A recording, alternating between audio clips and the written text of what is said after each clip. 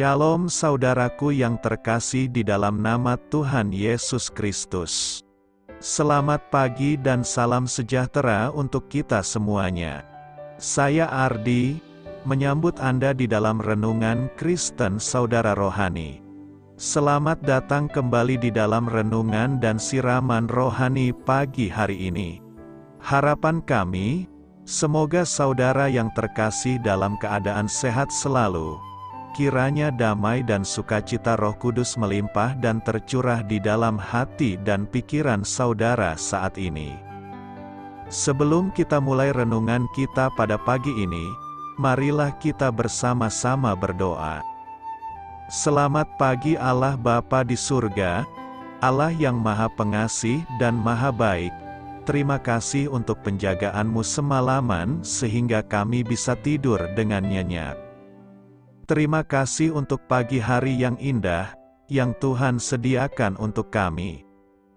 Tuhan, pada hari ini, kami anak-anak-Mu akan melakukan berbagai aktivitas. Kami akan bekerja, dan menjalankan tanggung jawab kami, kiranya Kau yang mampukan. Kami serahkan seluruh rencana dan agenda hari ini ke dalam tangan Tuhan. Biar Tuhan yang berkarya dan biarkan semua rencana sesuai dengan kehendak-Mu ya Tuhan Yesus yang baik. Ampuni dosa dan kesalahan kami Tuhan. Jadikan kami pribadi yang lebih baik setiap harinya. Terima kasih karena telah membolehkanku untuk kembali menghirup udara segar di pagi hari ini. Menikmati seluruh anugerah yang telah Engkau berikan kepadaku. Itu semua karena kebaikan dan curahan kasih yang nyata dari Engkau di kehidupanku. Haleluya! Dalam nama Tuhan Yesus, aku sudah berdoa. Amin. Sahabat saudara rohani, pembacaan ayat emas Alkitab renungan kita hari ini terambil dari kitab 2 Korintus 5 ayat 14 sampai dengan ayat 21. Sebab kasih Kristus yang menguasai kami, karena kami telah mengerti, bahwa jika satu orang sudah mati untuk semua orang, maka mereka semua sudah mati, dan Kristus telah mati untuk semua orang, supaya mereka yang hidup, tidak lagi hidup untuk dirinya sendiri, tetapi untuk Dia, yang telah mati dan telah dibangkitkan untuk mereka. Sebab itu kami tidak lagi menilai seorang juga pun menurut ukuran manusia, dan jika kami pernah menilai Kristus menurut ukuran manusia, sekarang kami tidak lagi menilainya demikian. Jadi siapa yang ada di dalam Kristus, ia adalah ciptaan baru, yang lama sudah berlalu, sesungguhnya yang baru sudah datang, dan semuanya ini dari Allah, yang dengan perantaraan Kristus telah mendamaikan kita dengan dirinya dan yang telah mempercayakan pelayanan pendamaian itu kepada kami. Sebab Allah mendamaikan dunia dengan dirinya oleh Kristus dengan tidak memperhitungkan pelanggaran mereka. Ia telah mempercayakan berita pendamaian itu kepada kami. Jadi kami ini adalah utusan-utusan Kristus. Seakan-akan Allah menasihati kamu dengan perantaraan kami. Dalam nama Kristus kami meminta kepadamu, berilah dirimu didamaikan dengan Allah. Dia yang tidak mengenal dosa telah dibuatnya menjadi dosa karena kita, supaya dalam Dia kita dibenarkan oleh Allah. Ayat renungan pagi kita terambil dari kitab 2 Korintus 5 ayat 14 sampai dengan ayat 21. Inti dari ayat emas renungan kita adalah, lihatlah, betapa besarnya kasih yang dikaruniakan Bapa kepada kita. Mari kita mulai renungan pagi kita. Judul renungan kita hari ini adalah Identitas baru di dalam Yesus. Renungan kita pada hari ini ditulis dan disusun oleh James Banks. Mari kita mulai kisah inspiratif. Saya bukanlah diri saya yang dulu. Saya adalah manusia baru. Kata-kata sederhana yang diucapkan putra saya di hadapan para murid dalam suatu pertemuan sekolah itu menggambarkan perubahan yang telah Allah lakukan dalam hidupnya. Geoffrey pernah menjadi pencandu heroin yang menilai dirinya menurut dosa dan kesalahan yang pernah ia lakukan. Namun, sekarang ia melihat dirinya sebagai anak Allah. Alkitab menguatkan kita dengan janji ini. Jadi siapa yang ada di dalam Kristus, ia adalah ciptaan baru, yang lama sudah berlalu, sesungguhnya yang baru sudah datang.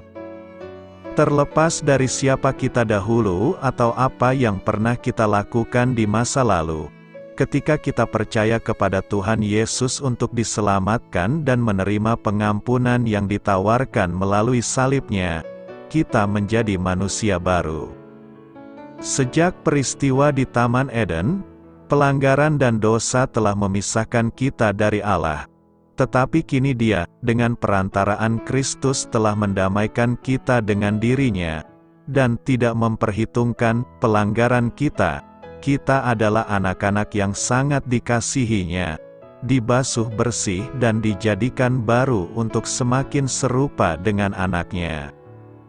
Tuhan Yesus membebaskan kita dari dosa dan kuasanya, serta membawa kita ke dalam hubungan yang baru dengan Allah.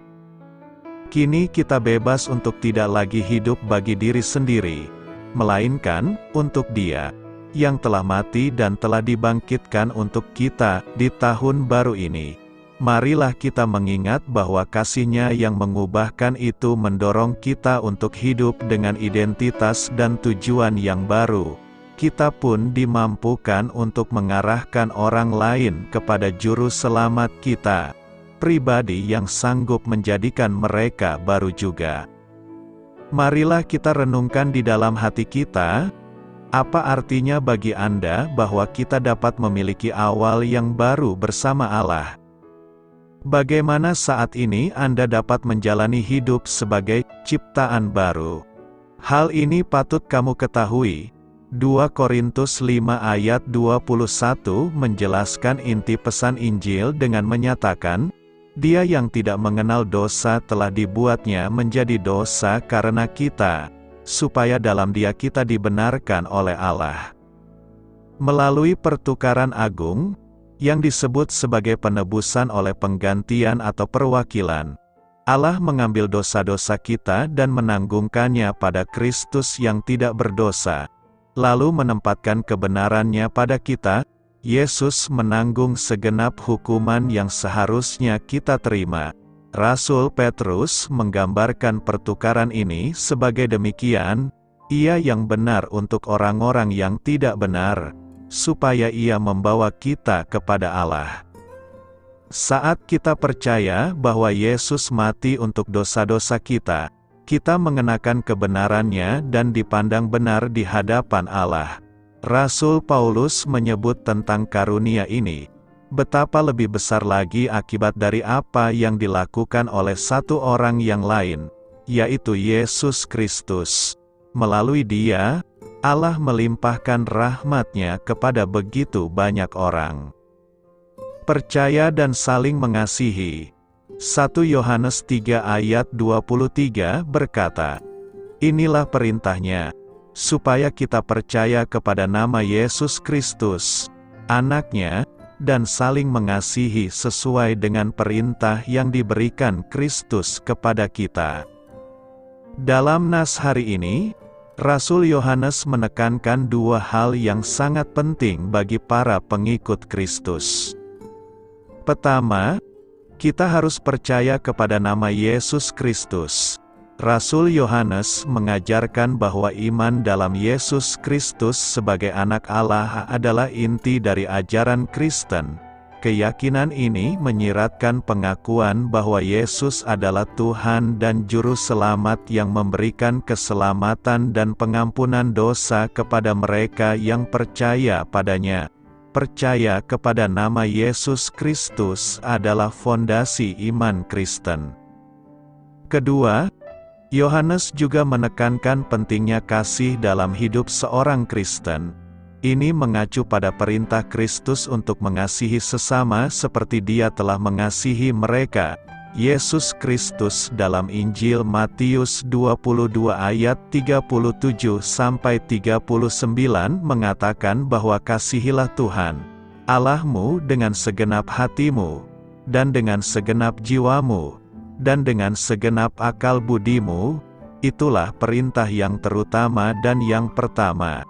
Perintah yang kedua, kasihilah sesamamu manusia seperti dirimu sendiri. Sesama adalah sama pentingnya. Dari pernyataan Yohanes dalam 1 Yohanes 3 ayat 23, ada beberapa hal penting yang perlu kita renungkan. Pertama, fokuslah pada iman kepada Yesus Kristus sebagai anak Allah. Iman kepada Yesus Kristus adalah fondasi dari kehidupan Kristen.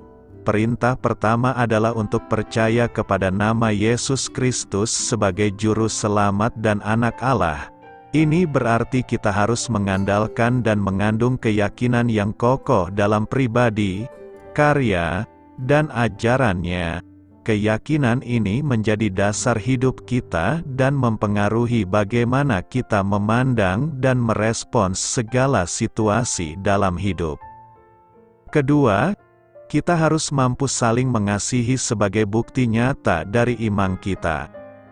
Yohanes menekankan bahwa saling mengasihi adalah bukti nyata dari iman yang benar kepada Yesus Kristus. Jika kita benar-benar memiliki iman dalam Kristus, maka itu akan tercermin dalam cara kita memperlakukan orang lain dengan kasih dan belas kasihan. Kasih adalah buah dari hubungan kita dengan Kristus dan Roh Kudus yang bekerja di dalam kita. Kasih yang dimaksudkan di sini adalah bukan sekadar perasaan atau emosi semata, tetapi kasih yang didasarkan pada kehendak dan perintah Kristus. Ini berarti kasih kita harus sesuai dengan ajaran dan contoh Kristus, yang mengasihi tanpa pamrih, mengampuni, melayani, dan rela mengorbankan dirinya.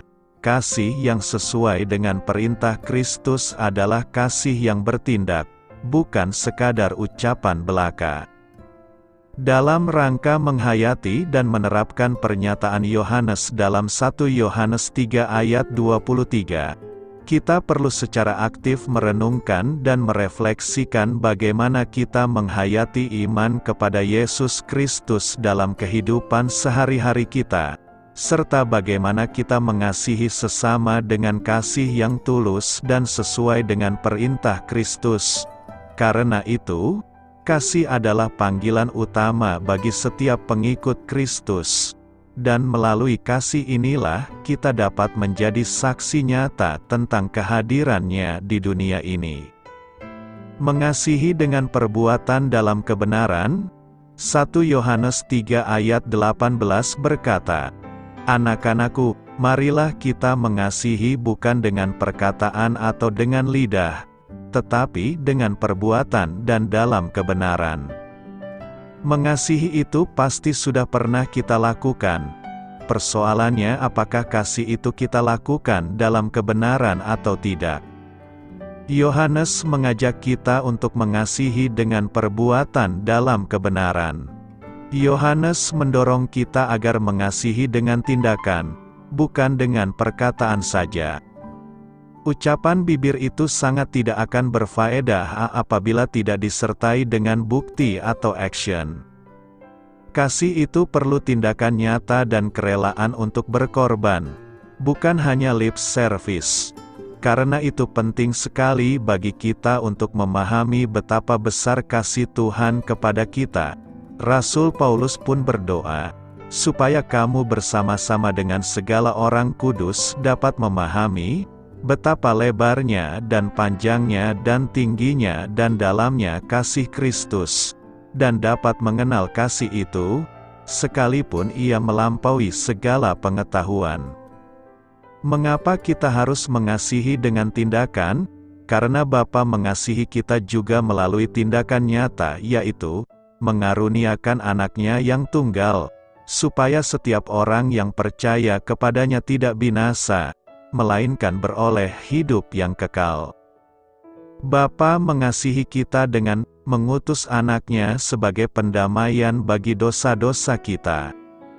Saudara-saudaraku yang kekasih, jikalau Allah sedemikian mengasihi kita, maka haruslah kita juga saling mengasihi. Maksudnya adalah mengasihi dengan melakukan sebuah perbuatan yang bersumber dari kebenaran Allah, sebab zaman ini banyak orang mengasihi dengan perbuatan yang tidak benar.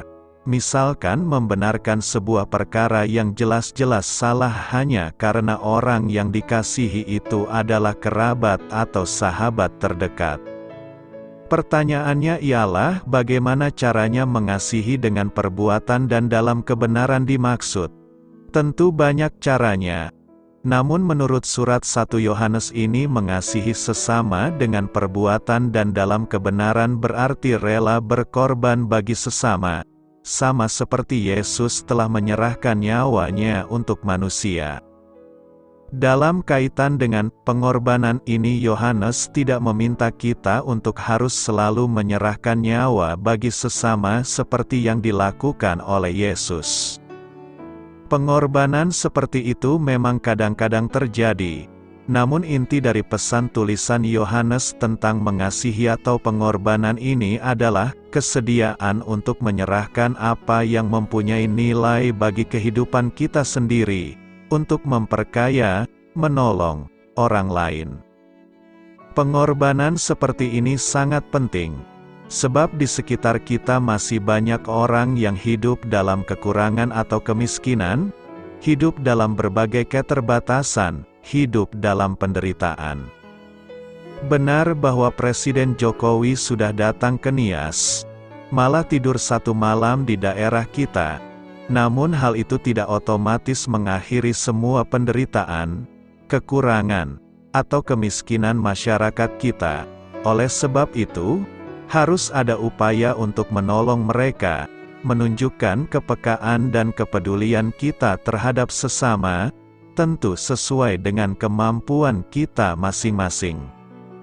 Mengasihi sesama dengan menolong orang-orang yang memang membutuhkan uluran tangan kita, tentu membutuhkan kerelaan untuk berkorban, yaitu kesediaan untuk menyerahkan apa yang mempunyai nilai bagi kehidupan kita sendiri, untuk memperkaya, menolong orang lain. Tentu ini cukup berat atau sulit. Menolong orang lain sebagai wujud kepekaan dan kepedulian kita kepada mereka mungkin sudah biasa kita lakukan, apalagi dalam tradisi atau budaya kekeluargaan kita. Setiap saat pun kita menolong sesama, terutama bantuan sosial kalau ada peristiwa duka cita misalnya. Pertolongan yang biasa kita lakukan ini patut dihargai. Namun menurut surat 1 Yohanes ini pertolongan atau kepedulian kita seharusnya jauh melebihi kebiasaan kita selama ini. Teks ini menuntut kita untuk melakukan hal yang lebih hebat lagi, yaitu memberikan yang terbaik yang kita miliki atau yang selama ini berharga bagi kita demi menolong orang lain. Ini bukan masalah besar kecil, atau mahal murah, atau mewah sederhana, tetapi perihal yang terbaik atau yang berharga yang kita miliki selama ini. Bentuknya bisa barang, jasa, atau apapun yang berharga yang kita miliki. Dan sekarang kita memberikan itu untuk menolong sesama kita. Kasih seperti inilah yang dimaksud oleh Yohanes. Kasih yang terungkap lewat perkataan atau lidah dan terwujud dalam bentuk kepedulian atau pertolongan kepada sesama yang membutuhkan. Dengan perbuatan kasih itu, menurut Yohanes, maka kita dapat memastikan bahwa kita adalah pengikut Kristus yang hidup dalam kebenaran Allah, dan kebenaran itulah yang memberi harapan bagi kita bahwa Allah sendiri sangat memahami keberdosaan kita yang karena dosa itu hati kita menuduh, mengutuki kita dan berkenan mengampuni dosa-dosa kita. Artinya, pengorbanan yang kita lakukan didasarkan atas pengorbanan Kristus dalam kehidupan kita. dan pengorbanan itu kemudian sangat menolong diri kita sendiri untuk menjadi tenang menjalani kehidupan. Bahkan tenang datang kepada Tuhan Allah kita. Karena itu, buktikanlah kasih kita dengan perbuatan kita yang benar di hadapan Tuhan. Apa artinya kita adalah anak-anak Allah? Kasih Tuhan yang besar itulah yang berinisiatif menjadikan kita anak-anak Tuhan. Pencurahan kasih Bapa Surgawi kita yang melimpah ini membuat Rasul Yohanes terheran-heran. Lihatlah, betapa besarnya kasih Bapa yang dilimpahkan kepada kita, sehingga kita disebut anak-anak Allah, dan itulah kami. Menjadi anak Tuhan berarti kita sudah dilahirkan dalam keluarga Tuhan. Kita menjadi anak-anak Tuhan melalui iman kepada Yesus Kristus, yang menghasilkan kelahiran kembali secara rohani. Tetapi kepada semua orang yang percaya dan menerima Dia memberikan hak untuk menjadi anak-anak Tuhan. Mereka dilahirkan kembali bukan dengan kelahiran fisik yang dihasilkan dari nafsu atau rencana manusia, namun kelahiran yang berasal dari Allah. Yesus mengajarkan bahwa hanya anak-anak Allah yang mengalami kelahiran baru dan kesempatan melihat kerajaan Allah. Ketika kita mendengar pemberitaan Injil, bertobat dan mengaku dosa, serta percaya kepada Yesus Kristus sebagai Tuhan dan Juru Selamat, maka saat itulah kita dilahirkan ke dalam keluarga Tuhan. Kita menjadi anak Allah dan menjadi pewaris bersama Kristus atas segala sesuatu dalam kerajaan Allah untuk selama-lamanya. Semua yang Tuhan berikan kepada putranya di dalam kerajaan adalah milik kita sebagai anak-anaknya juga. Saat ini, kita hanya mempunyai pengetahuan yang terbatas tentang apa artinya menjadi anak-anak Allah. Kita sudah menjadi anak-anak Allah, tetapi Dia belum menunjukkan kepada kita akan seperti apa kita nanti ketika Kristus menampakkan diri. Namun kita tahu bahwa kita akan menjadi seperti Dia, karena kita akan melihat Dia sebagaimana adanya. Dan semua orang yang memiliki pengharapan yang besar ini akan menjaga dirinya suci, sama seperti Dia suci. Ketika kita bertatap muka dengan Yesus, pemahaman kita tentang apa artinya menjadi anak-anak Allah akan diperluas. Namun, jelas John, pemahaman sebagian mengenai status kita sebagai anak-anak Tuhan akan membuat kita ingin menjalani kehidupan yang murni dan suci. Yohanes melanjutkan dengan pengajarannya yang menantang tentang dosa, dan diakhiri dengan pernyataan berikut. Mereka yang dilahirkan dalam keluarga Allah tidak melakukan dosa, karena kehidupan Allah ada di dalam mereka. Jadi mereka tidak bisa terus-menerus berbuat dosa, karena mereka adalah anak-anak Tuhan. Jadi sekarang kita bisa membedakan siapa anak Tuhan dan siapa anak iblis. Barang siapa tidak hidup benar dan tidak mengasihi orang percaya lainnya, ia bukan milik Allah. Sebagai anak-anak Allah, kita memiliki sifat baru yang diciptakan seperti Allah dalam kebenaran dan kekudusan yang sejati. Merenungkan siapa diri kita sebagai anak-anak Allah akan menyebabkan kita memikirkan secara serius tentang bagaimana kita hidup dan siapa yang kita layani. Akankah kita mengejar kehidupan yang kudus dan taat kepada Allah dan firman-Nya? Ataukah kita akan bersikap lesu terhadap dosa? Akankah kita melayani Bapa Surgawi kita atau sifat kita yang berdosa, yang dirusak oleh keinginan-keinginannya yang menipu? Anak-anak iblis melakukan praktik dosa, namun Yesus datang untuk menghancurkan pekerjaan iblis dalam kehidupan anak-anak Allah. Sebagai anak-anak Allah, kita adalah ciptaan baru di dalam Kristus, dipimpin oleh Roh Kudus, sebab semua orang yang dipimpin oleh Roh Allah adalah anak-anak Allah. Meskipun kadang-kadang kita masih berbuat dosa, Seorang anak Allah mempunyai seorang pembela yang membela kasus kita di hadapan Bapa. Dialah Yesus Kristus, yang benar-benar benar. Yesus Kristus membayar hukuman atas dosa-dosa kita dan memulihkan hubungan kita dengan Allah. Kita membuktikan diri kita sebagai anak-anak Tuhan dengan hidup menyenangkan dan menaati Bapa Surgawi, menjalankan kebenaran, dan dengan mengasihi saudara-saudari dalam keluarga Tuhan. Keselamatan di dalam Kristus digambarkan tidak hanya sebagai kelahiran kembali tetapi juga sebagai adopsi.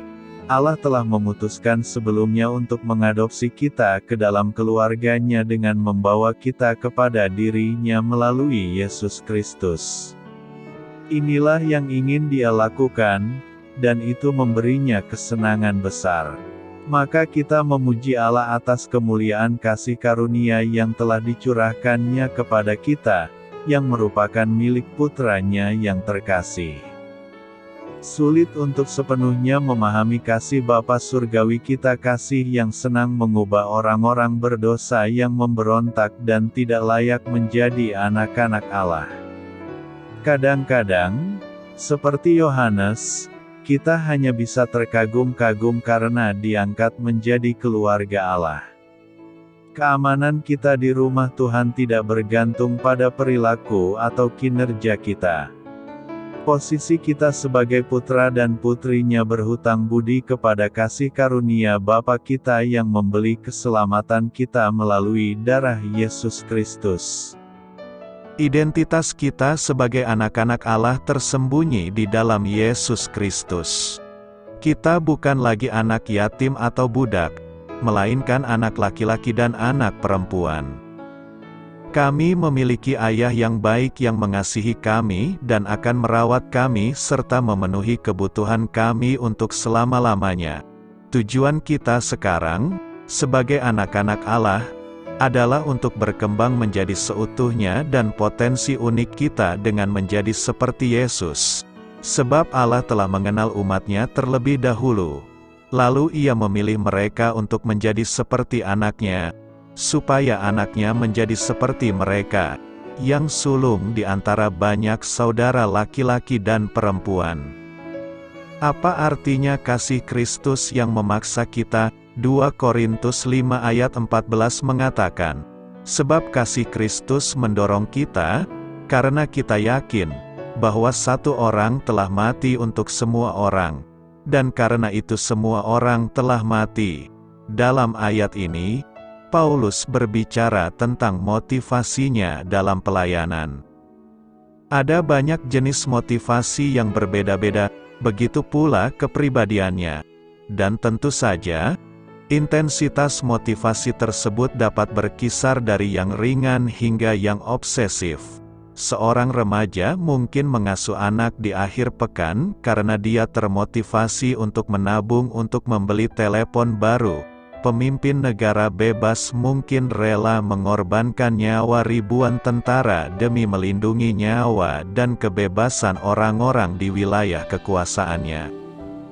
Tanpa motivasi yang tepat, sangat sedikit kemajuan yang dapat dicapai dalam segala hal.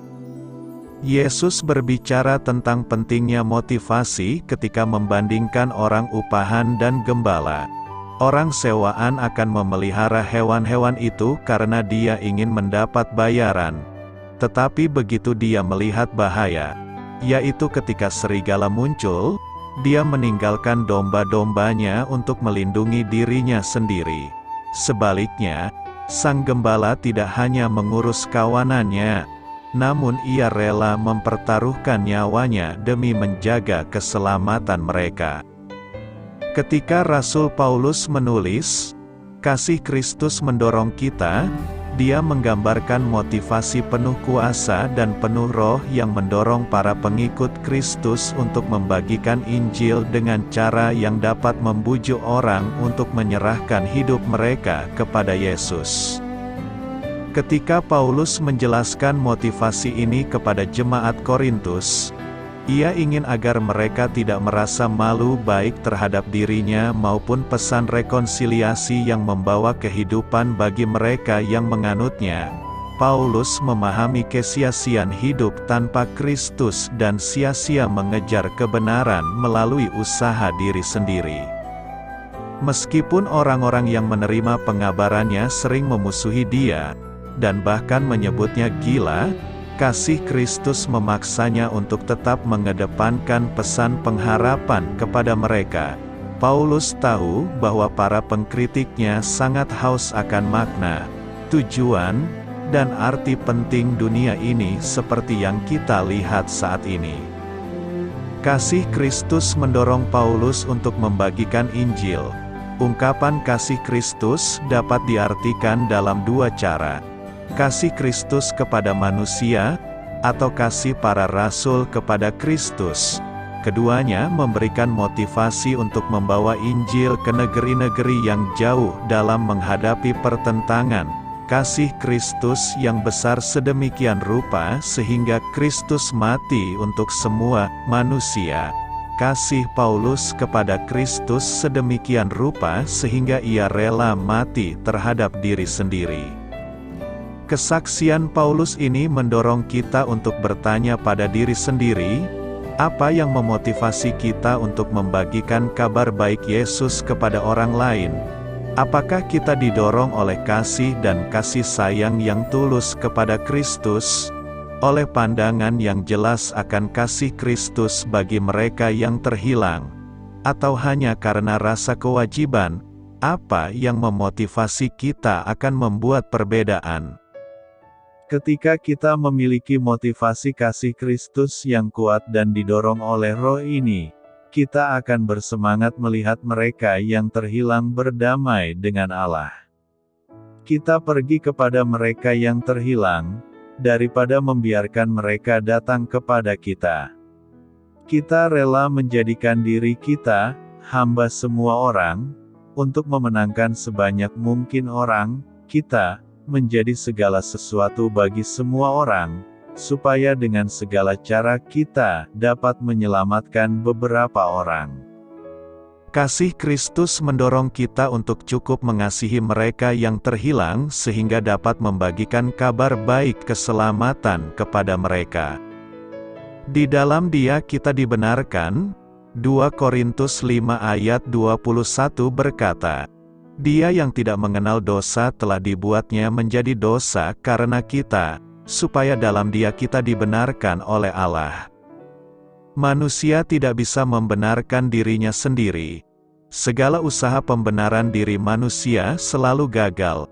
Manusia yang berdosa tidak akan bisa berdamai dengan Allah yang Maha Kudus.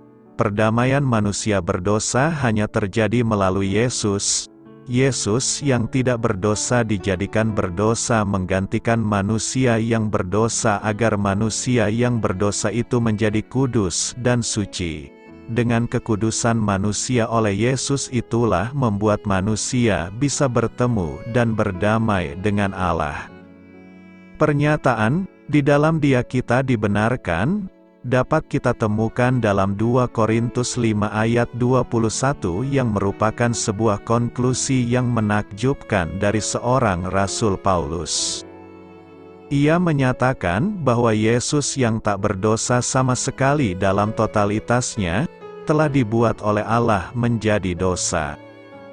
Tetapi ketakjuban itu tak sampai di situ saja, karena Paulus menunjukkan apakah tujuan Allah membuatnya menjadi dosa karena kita, yaitu supaya dalam Dia kita dibenarkan oleh Allah. Inilah satu-satunya manusia yang dijadikan berdosa untuk menghasilkan pembenaran bagi kita dalam sebuah cara yang menunjukkan bahwa sekalipun ia telah dibuatnya berdosa, sama sekali tak menjadikan Yesus adalah taklukan dosa, tetapi seorang penakluk dan pembebas manusia dari kuasa dosa, yang dalam bahasa Paulus, dalam Dia kita dibenarkan oleh Allah. Wujud bahwa memang benar Yesus telah dibuat Allah menjadi dosa, sungguh begitu vulgar, dan pasti siapapun akan sulit untuk tidak mengatakan bahwa Dia adalah manusia berdosa, jika tidak mengapa Allah membiarkannya dalam sengsara dan salib. Mari kita perhatikan rentet catatan Alkitab berikut ini yang akan mengantarkan kita untuk mendapatkan gambaran besar pada bagaimana Yesus memasuki sebuah fase kehidupan sebagai seorang pesakitan atau terdakwa dengan dakwaan seorang manusia yang sangat bersalah dan sangat tercela, sekalipun ia terbukti secara publik sebagai manusia tanpa salah sama sekali. Rasul Paulus menyatakan kebenaran ini dalam sebuah ekspresi yang sangat jitu. Dia yang tidak mengenal dosa telah dibuatnya menjadi dosa karena kita, untuk menunjukkan kemahakudusan Yesus Sang Mesias dalam ia harus mengalami derita dan kematian itu. Bahwa dibuatnya menjadi dosa, merupakan cara Allah memperhitungkan dosa manusia yang seharusnya dimurkai pada Yesus dengan sebuah tujuan final dalam peristiwa kelam itu, agar dalam Dia kita dibenarkan oleh Allah. Saintemen atau pernyataan Rasul Paulus yang sukar itu, sejatinya, hanya bisa dijelaskan oleh bagian nubuat Nabi Yesaya berikut ini. Ia telah menyerahkan nyawanya ke dalam maut dan karena ia terhitung di antara pemberontak-pemberontak, sekalipun ia menanggung dosa banyak orang dan berdoa untuk pemberontak-pemberontak. Bagaimana mungkin ia berdosa tetapi juga menanggung banyak dosa dan berdoa bagi manusia berdosa? Penjelasan untuk ini hanya terjelaskan pada bagian nubuat ini, tetapi Tuhan telah menimpakan kepadanya kejahatan kita sekalian. Itu sebabnya kini kita memahami mengapa Rasul Paulus ketika menuliskan tentang Yesus, ia menyatakannya begini, Dia yang tidak mengenal dosa telah dibuatnya menjadi dosa karena kita. Ini sukar untuk dipahami dan dimengerti sebagai kebenaran tentang Yesus Kristus. Ya, memang benar. Itu sebabnya nubuat Yesaya ini dibuka dengan statement atau pernyataan yang berbunyi, "Siapakah yang percaya kepada berita yang kami dengar?" Yesus Sang Mesias dalam catatan Injil Yohanes menyampaikan peristiwa kematian dengan segenap kesengsaraannya sebagai sebuah hal yang bernilai mulia baik pada dirinya sendiri dan peristiwa itu sendiri. Tentu saja ia memahami kedukaan para muridnya dan kegetiran peristiwa itu sendiri. Namun dalam semua itu ia menunjukkan bahwa ia memang datang untuk itu sebagai sebuah penggenapan kehendak Bapa yang akan menghasilkan berita gembira bagi dunia. Realita di balik statement Dia yang tidak mengenal dosa telah dibuatnya menjadi dosa karena kita, sangat besar. Bukan saja membawa dampak pada jiwa-jiwa manusia yang dijamah oleh kebenaran ini, tetapi memberikan revolusi jiwa dari condong kepada perbudakan dunia kepada jiwa yang mengenal kebenaran yang membebaskannya untuk berdiri menyatakan kebenaran itu melalui aktualisasi dirinya sehari-hari dan berani hidup demi kebenaran sekalipun itu bisa berarti kehilangan seluruh dunia ini dan bahkan nyawa ini karena Yesus Kristus dan kebenarannya.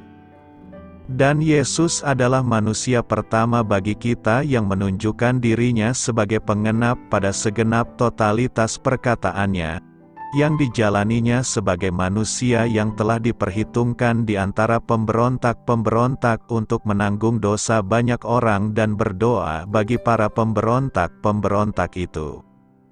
Ia menyerahkan tubuhnya untuk mengalami bentuk terburuk kerusakan jiwa manusia yang diperbudak dosa. Perwujudannya secara sempurna terpatri pada sekujur tubuh dan jiwanya yang benar tanpa salah, tanpa cemar, tanpa dosa ia mati sebagai manusia dan sekaligus sebagai anak Allah. Pilatus berkata, "Lihatlah manusia itu." Sementara orang-orang Yahudi menghukumnya karena perkataan Yesus tentang dirinya sendiri adalah anak Allah yang membuat Pilatus mengalami ketakutan yang tak pernah dialaminya sebagai manusia berkuasa untuk menentukan kematian atau tidak pada diri Yesus saat itu. Karena itu, Kita patut berterima kasih kepada Yesus atas kerelaannya menjadi berdosa menggantikan kita agar kita bisa berdamai dengan Allah. Doa saya menyertai saudara sekalian, marilah kita menyampaikan doa syafaat. Aba, Bapa, terima kasih, karena Engkau mengutus anak-Mu untuk menyelamatkanku. Utuslah aku kepada seseorang yang juga membutuhkan-Mu. Amin. Sampaikan harapan dan permintaan saudara kepada Tuhan.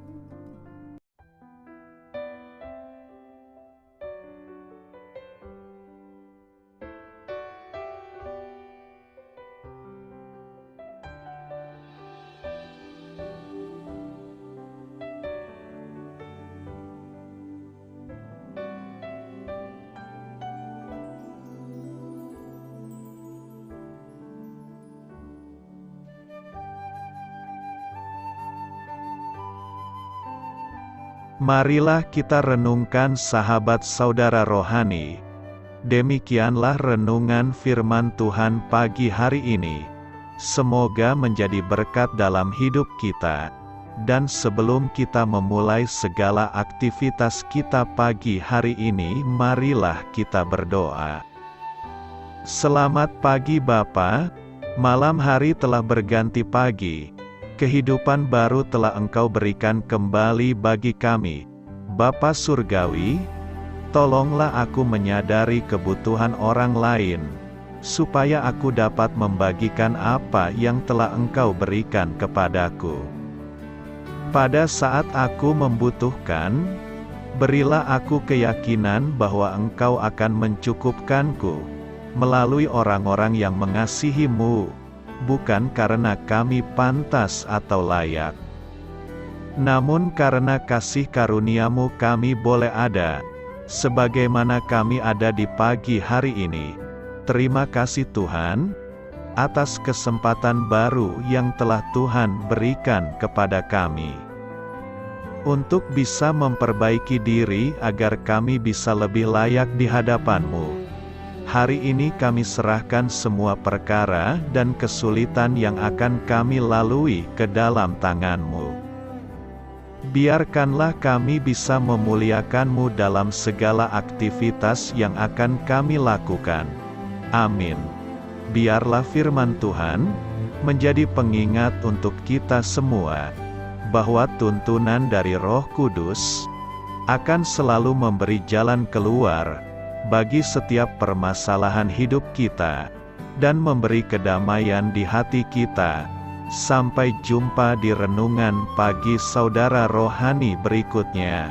Kiranya Tuhan selalu memberkati saudara semua hari ini.